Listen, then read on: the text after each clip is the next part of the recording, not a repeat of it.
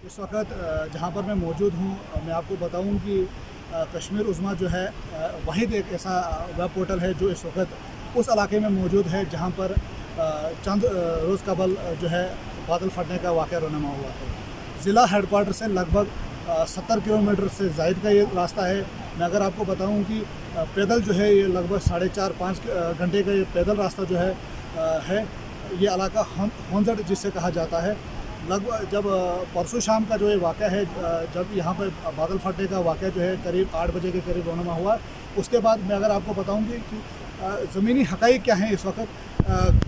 जो ये नाला जो है उसमें किस तरह से उसने तबाही मचाई है। अगर आप देखेंगे जो मेरे पीछे जो है मकान है, अगरचे जो ऊपर जो है कुछ मकान जो है वो बचे हुए हैं, लेकिन अगर मैं आपको बताऊं कि मैं अगर कैमरामैन को बताऊं कि अगर आपको थोड़ा सा दिखाए कि जहाँ पे अभी लोग खड़े हैं, बताया जा रहा है कि यहाँ पर भी मकान था, और अगर आप देखेंगे कि कितना मलबा जो है इन मकान के ऊपर जो है जमा है, जिससे अगर हम खदशा है कि जो भी इन मकानात में जो लोग उस वक्त होंगे उन सभी की जो है मौत जो है रोनमा हुई होगी। मैं अगर आपको बताऊं कि अगर आप मेरे पीछे इस साइड में देख रहे हैं, जो यहाँ के मकामी जो लोग जो है कह रहे हैं कि लगभग जो है ये जो नाला है ये कम से कम 100 या 150 फीट जो है इसमें अभी इस वक्त मलबा मौजूद है, जहाँ की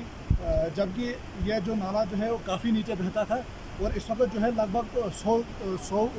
फीट से ज़्यादा जो है इस नाले में जो है पत्थर व ऊपर से जो है मलबा आया हुआ है।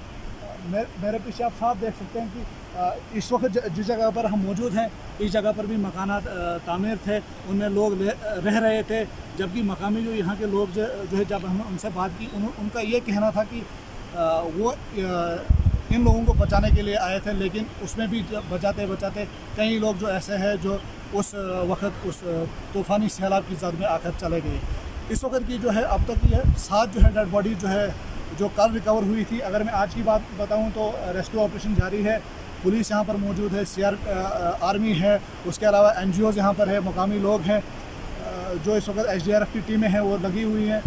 लेकिन अब आज अभी तक जो है कोई भी डेड बॉडी रिकवर नहीं हुई है। मलबा इतना ज़्यादा है कि कहने की कोई बात नहीं। जैसा कि मैंने पहले भी कहा कि लगभग 100 फुट से ज़ायद का मलबा जो है इस वक्त मौजूद है, तो जिससे ये कहा जा सकता है कि